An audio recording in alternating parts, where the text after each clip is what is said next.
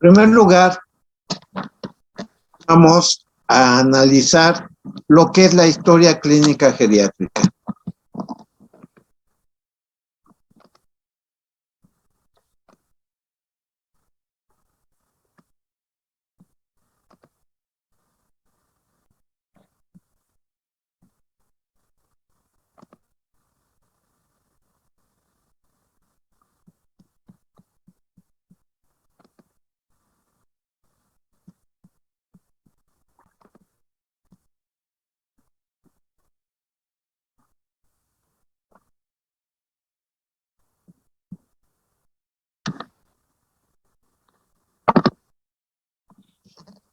Bueno, la historia clínica geriátrica tiene todos los apartados de cualquier historia clínica en cualquier otra edad. Ustedes, cuando llevaron la materia de clínica propedéutica, aprendieron a realizar historias clínicas. Los mismos apartados, desde ficha de identificación hasta exploración y estudio de laboratorio y gabinete, también son concernientes a la historia clínica geriátrica. Pero la historia clínica geriátrica tiene algunas características dentro de estos rubros que las componen que no las tienen las historias clínicas en otras edades. Y eso es lo que vamos a ver en esta presentación y aprender cómo realizar una historia clínica geriátrica. Bien. Vamos a iniciar por ver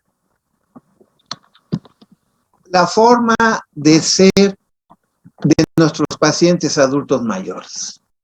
Porque aquí tenemos los dos extremos que ustedes pueden encontrar.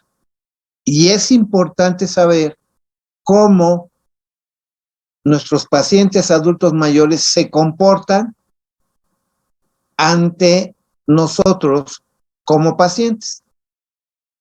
Y dice aquí, en primer lugar, los quejumbrosos.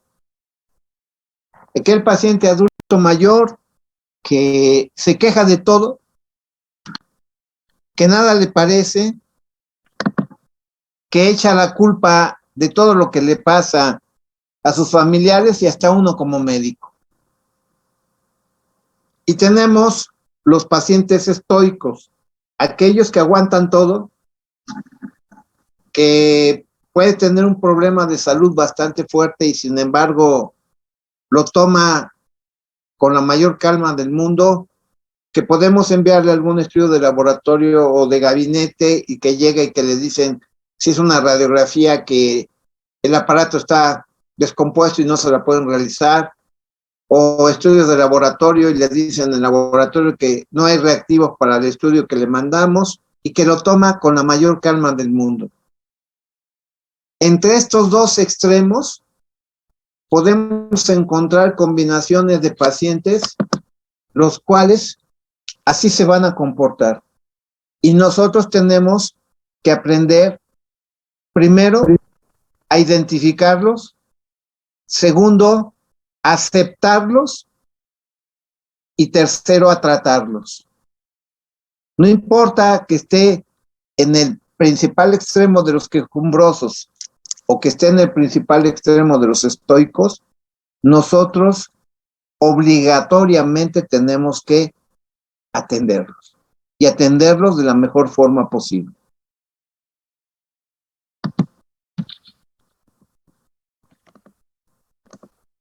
Bien.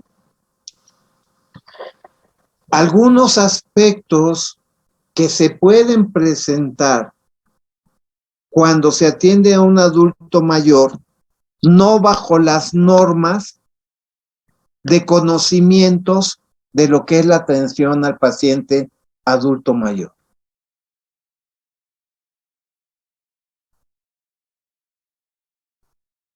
Dice como punto número 1, confusión anamnésica y diagnóstica.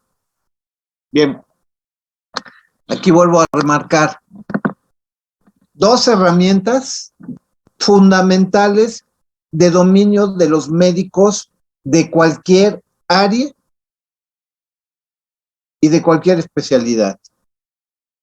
Como médicos tenemos, fíjense bien, no el derecho, tenemos la obligación, esa es la palabra, obligación de saber cómo atender al paciente adulto mayor y por lo tanto saber realizar una historia clínica geriátrica y saber cómo se aplica valoración geriátrica integral. Es una obligación como médicos que debemos de tener, desde el médico general hasta el oncólogo quirúrgico. Desafortunadamente, aunque es una obligación, muchos de los médicos generales y de los médicos especialistas ni saben realizar una historia clínica geriátrica, ni saben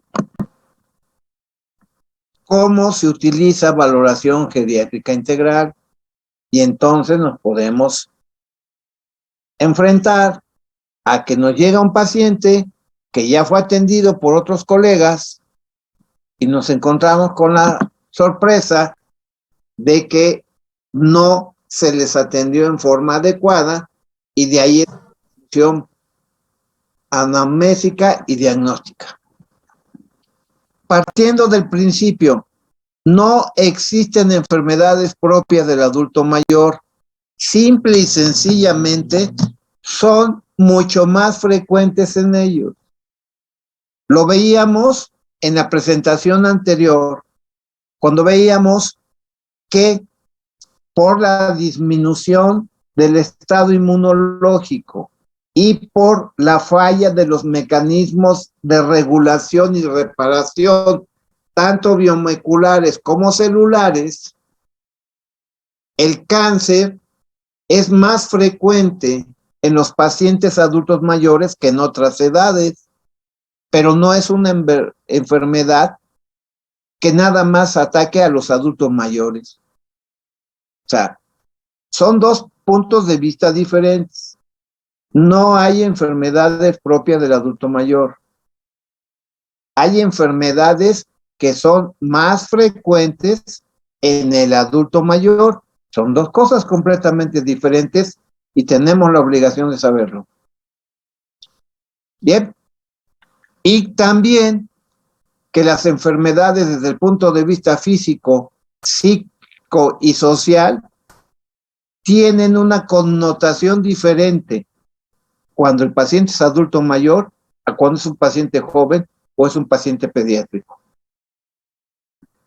Partiendo desde estos puntos, ¿sí? Tenemos también que saber lo que dice aquí, enfermedades soslayadas. ¿Qué quiere decir soslayadas? Enmascaradas. A mí me puede llegar un paciente adulto mayor y el motivo de su consulta es que de pronto empezó a sentir unas molestias que aparentemente no son de las patologías que él ya padece, y me dice molestias mínimas o moderadas. Y si yo no soy un clínico que tenga la sagacidad de atender a un adulto mayor, me puedo ir con la finta que los problemas que el paciente me esté refiriendo, pues realmente no tienen o mucha importancia o son problemas menores. Y aquí les voy a poner el caso de algo que sucedió con la señora Hillary Clinton, ex candidata a la presidencia de la República de los Estados Unidos de Norteamérica, cuando fue la opositora de Donald Trump. Durante su campaña, y que pues, tienen un equipo de médicos que creo entender que son excelentes médicos, y que cuentan pues con todos los recursos necesarios. Bien, ella durante su campaña de pronto empezó a presentar síntomas respiratorios aparentemente leves y su equipo médico le diagnosticó infección de vía respiratoria alta y que llevar a cabo su tratamiento, pero que ella podía seguir con su campaña de elección. La señora sigue viajando, sigue participando en mítines, etcétera, etcétera, y a la semana de que le habían hecho el diagnóstico, la señora se desvanece durante un acto de campaña. Es llevada de emergencia al hospital más cercano, le hacen los estudios correspondientes y detectan que la señora tiene un cuadro neumónico grave.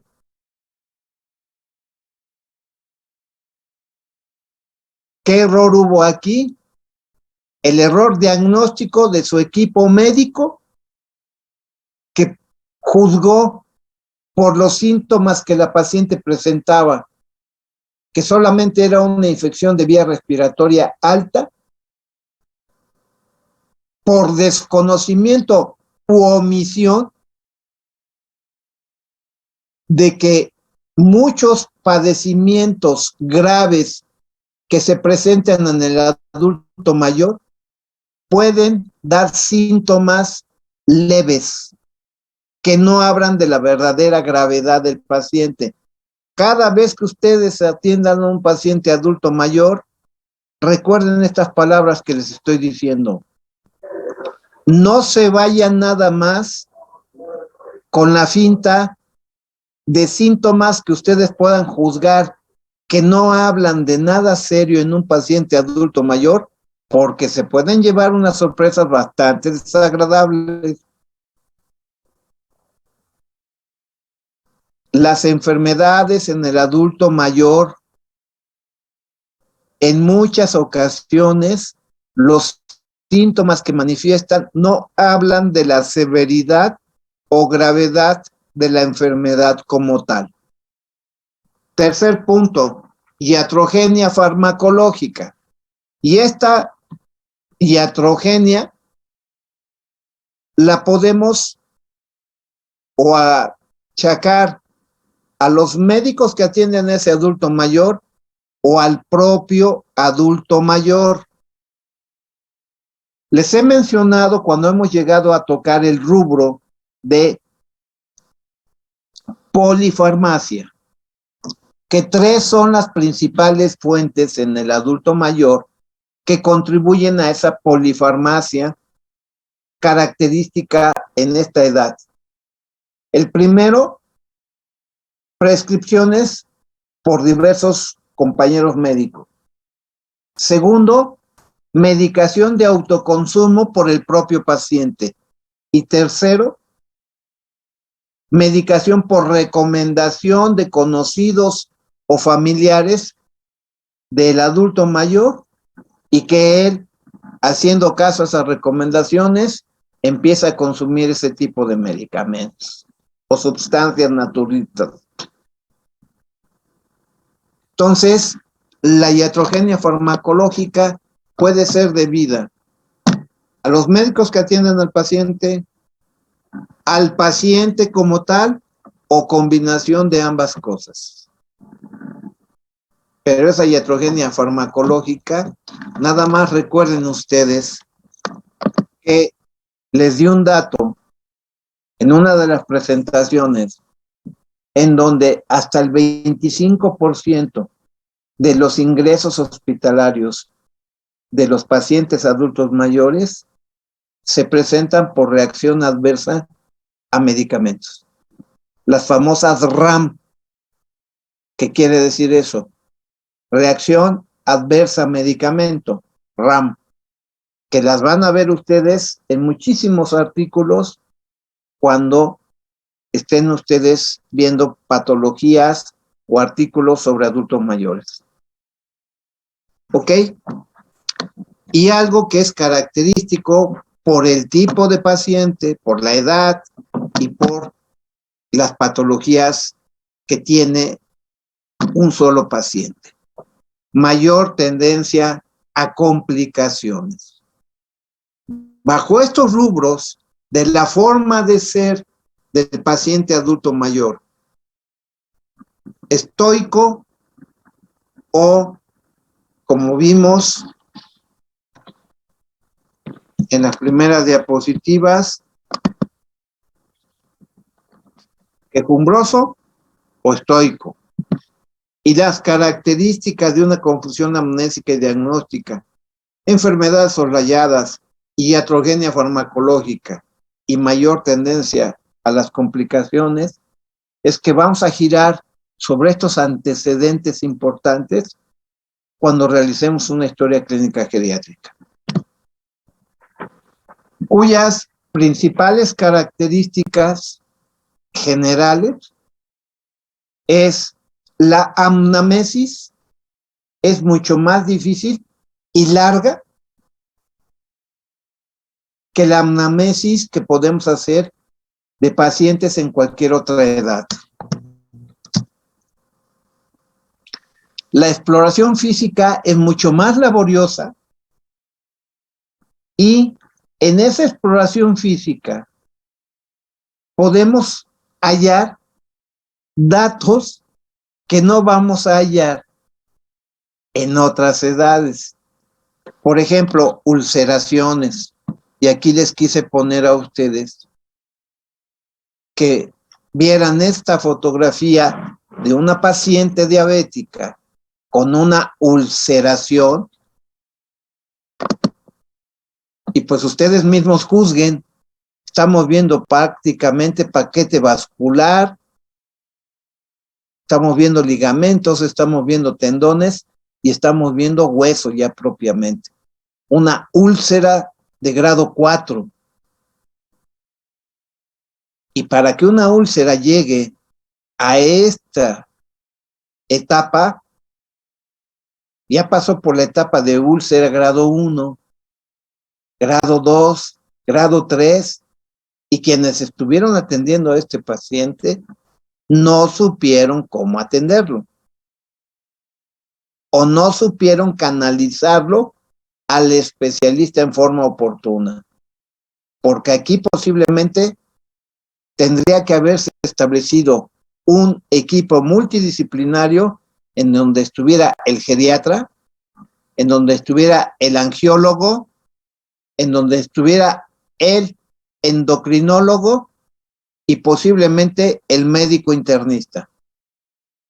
4 especialistas en función a esta patología de este paciente que desarrolla esa úlcera. Las artropatías, como puede ser artritis reumatoide, espondilitis anquilosante,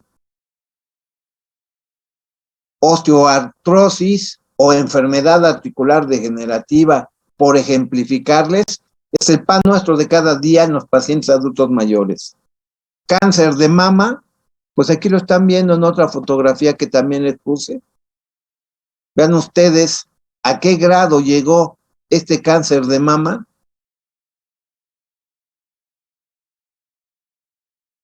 Que no se manifestó en sus inicios, como estamos viendo en esa fotografía, y que nuevamente nos habla de falla diagnóstica y tratamiento de quien inició a valorar a esta paciente. Nos habla aquí patología prostática muy característica de los adultos mayor hombre, y aquí ven ustedes valvulopatías, que ya nos están hablando de problemas de corazón, arritmias cardíacas que también nos están hablando, y de aquí les puse un trazo electrocardiográfico en donde vemos algunos tipos de arritmia, hasta lo que es lo más peligroso, que es la fibrilación auricular. Y en esta fotografía de abajo, pues lo que estamos viendo es que en muchos hospitales mayoritariamente las camas están ocupadas por pacientes adultos mayores. Y como dice, anamnesis más difícil y larga, exploración física más laboriosa y tratamientos más complejos. Todo va de la mano. Bien, y aquí tienen en el rubro de valoración geriátrica integral. Y dice, aplicación de test convencionales y o modificados, que son las principales herramientas que nosotros utilizamos cuando realizamos valoración geriátrica integral. Pero aquí cabe un comentario básico. La valoración geriátrica integral forma parte de la historia clínica geriátrica. No es un instrumento aparte de historia clínica, no, es parte de él. Y eso tienen ustedes que saberlo. La valoración geriátrica integral, que es quizás el instrumento más útil para el estudio de un paciente adulto mayor, forma parte de la historia clínica geriátrica. Como inciso E, manejo de pruebas o exploración complementaria que tienen que tener estas características. Primero, valoración binomio riesgo-beneficio. Ok, yo le voy a pedir un estudio determinado a mi paciente. Por ejemplo, le pido que le hagan una biopsia prostática porque deseo saber si el paciente tiene cáncer o no a nivel de la próstata. Una biopsia prostática que se tiene que hacer a través del recto es un procedimiento no fácil, que tiene que tener mucha experiencia el urólogo que la realiza y que puede tener consecuencias por la vía de acceso para realizarla.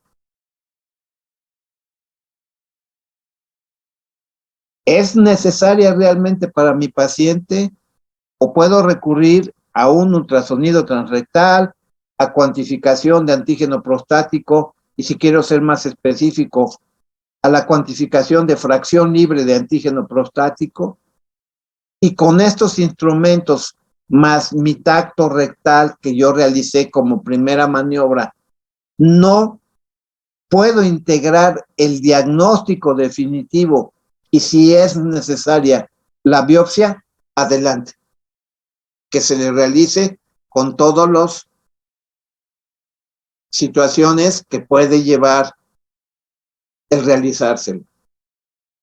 O integro mi diagnóstico con esos estudios indirectos, pero que puedo llegar hasta el 90 o 95% de un diagnóstico, no de certeza, porque en este caso tendría que ser la biopsia, pero sí de presunción diagnóstica. Si yo puedo, con estos elementos, antígeno prostático, tacto rectal, determinación de fracción libre de antígeno prostático y ultrasonido transrectal, vuelvo a repetir, yo puedo hacer como médico, sea yo urólogo, sea yo geriatra o sea yo médico general, puedo hacer hasta en el 95% de mis pacientes un diagnóstico de presunción bastante acertado de si ese paciente puede o no tener cáncer de próstata. Y solamente quizás en un 5% sí tenga que apoyarme del urólogo definitivamente y que se le realice la biopsia de próstata. Por lo tanto, aquí al 95% de mis pacientes voy a tener un ahorro de molestias no necesarias. Y también El tercer punto, ahorro de exploraciones no útiles y de tiempo, me van a beneficiar a mí como médico, y en el aspecto económico van a beneficiar a nuestro paciente.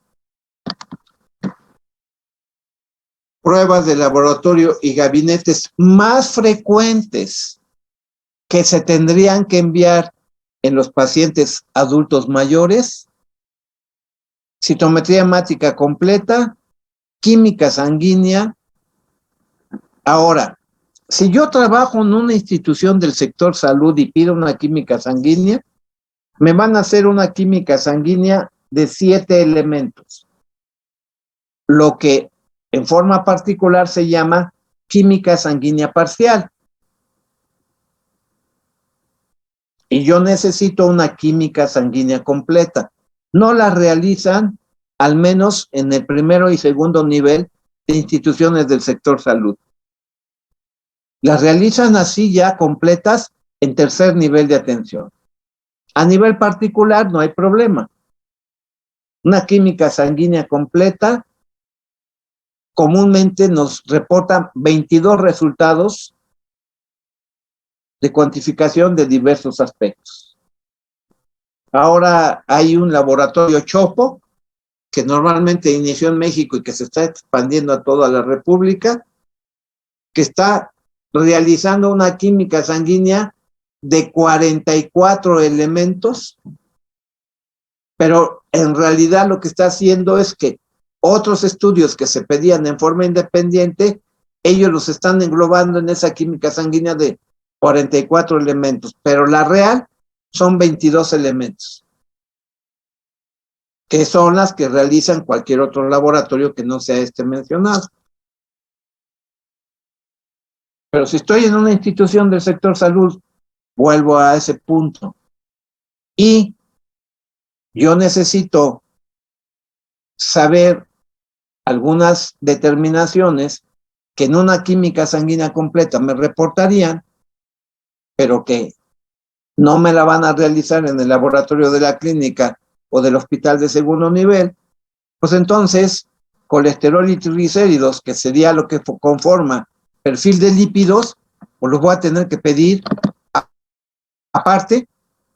Proteínas y ácido úrico también serían parte de una química sanguínea, pero no me los van a referir, pues entonces los tengo que pedir también aparte. Y dice aquí calcio, fósforo, fosfatasa alcalina, que también serían parte de una química sanguínea y que en el sector salud tenemos que pedirlos como análisis independientes. Pruebas de funcionamiento hepático, prueba de funcionamiento tiroideo, que es ese PFT que dice ahí, examen general de orina y un estudio fundamental, muchachos, pero fundamental en el paciente adulto mayor. Siempre de primera línea pídanle cuantificación de electrolitos séricos. Miren, cuando uno está trabajando en hospital, muchas veces le piden a uno interconsulta del servicio de urgencias porque ingresa paciente adulto mayor en estado de inconsciencia. Y en las valoraciones que a veces les hacen, le ponen que como probables causas de ese estado de inconsciencia súbito que el paciente presenta, EBC, hemorragia subaracnoidea, problema neurológico de origen a determinar, etcétera, etcétera. Son los diagnósticos con los que lo ingresan al servicio de urgencias, pero piden la interconsulta al servicio de geriatría, pues es un paciente adulto mayor. Baja uno, explora uno al paciente y no encuentra uno muchos datos neurológicos que pudieran hacer el soporte del diagnóstico de ingreso en el servicio de urgencias. Pide uno una batería de estudios en la que uno incluye electrolitos séricos de urgencia. Se los reportan a uno ¿Y qué pasa? Que ese paciente adulto mayor, sin presentar muchos datos de deshidratación, lo que presenta es una deshidratación severa con pérdida de la conciencia, consecuencia de la misma. Ve uno ese desequilibrio en algunos de los elementos, sobre todo sodio, potasio, cloro, indica uno reposición de líquido a través de una solución fisiológica con contenido según sea el desnivel que nos está marcando el estudio de laboratorio de los electrolitos, van en la misma carga a través de la solución y en minutos el paciente recobra el estado de conciencia. Conclusión, deshidratación severa sin manifestaciones que nos hagan sospechar ese grado de deshidratación al que llegó nuestro paciente, porque no llegó porque haya hecho ejercicio de mucho tiempo y con eso se haya deshidratado. No, la deshidratación viene siendo paulatina porque dentro de la alimentación del adulto mayor se disminuye mucho la ingesta de alimentos de determinados electrolitos y por mínimo consumo de los mismos a través de los líquidos que el paciente ingiere. Y entonces la deshidratación severa fue paulatina hasta que se manifestó por una pérdida súbita del estado de conciencia del paciente. Y aquí volvemos a uno de los puntos que vimos en diapositivas anteriores, que son enfermedades soslayadas. ¿Ok? Entonces, recuerden ustedes, a diferencia de otras edades, dentro de los estudios de primera línea en los adultos mayores, pídanle electrolitos séricos. Y si es un paciente que perdió el estado de conciencia, de urgencia ese estudio. Como mínimos de gabinete, RX de tórax y electrocardiograma. Bien, diagnósticos geriátricos. Aquí también tenemos una diferencia de lo que es el diagnóstico que se da en cualquier otra edad en la historia clínica de los que se dan en los pacientes geriátricos. Aquí establecemos 4 tipos de diagnósticos. El clínico, que en otras edades normalmente es etiológico nada más, y que en el adulto mayor es sindromático. ¿Por qué? Porque ya les he estado mencionando, ya lo veremos en otros capítulos. Hay 23 síndromes establecidos que abarcan del 70 al 80% de las patologías que presentan los adultos mayores. Por eso se tiene que hacer un diagnóstico dentro de lo clínico sindromático, el etiológico y, cuando es necesario, el anatomopatológico. Si es que a ese paciente le realizan alguna biopsia o alguna intervención con toma de muestras de tejidos. El funcional, y ya hemos dicho, un paciente adulto mayor es funcional cuando puede realizar las actividades básicas de la vida diaria, siendo las más importantes: comer, vestirse, bañarse y transportarse por sí solo. Psicológico, que me abarca su estado mental y su estado psicológico. Y el social, ¿qué redes de apoyo formales e informales tiene el paciente adulto mayor? Estos 4 diagnósticos que aquí se me están solicitando que yo integre en una historia clínica geriátrica, me los van a proporcionar cuando yo a ese paciente además le aplique valoración geriátrica integral, que es quien me realiza estas 4 valoraciones. Vean ustedes la importancia de esa valoración geriátrica integral y cómo se integra al mismo tiempo en lo que es la historia clínica geriátrica. Pronósticos de vida y funcional van de la mano, porque aquí no nomás tengo que hacerlo en relación al diagnóstico clínico, sino a los 4 diagnósticos que yo establecí. Y el tratamiento, pues también tiene que ser integral sobre los 4 aspectos diagnósticos. Entonces, aquí estamos viendo las generalidades de la historia clínica geriátrica. Aquí, a partir de eso, el día de mañana vamos a empezar a ver nosotros ya en forma más detallada los diferentes componentes de la historia clínica. Entonces, hasta aquí nos vamos a quedar el día de hoy. Dejo de compartir pantalla y con esto estamos dando por finalizada la clase del día de hoy. ¿Tienen alguna pregunta? No, doctor, gracias. No, doctor, todo bien. Ok, pues entonces muchachos, como siempre, les deseo que tengan una excelente tarde. Cuídense mucho, por favor. Que Dios los bendiga y nos vemos el día de mañana. Gracias, doctor.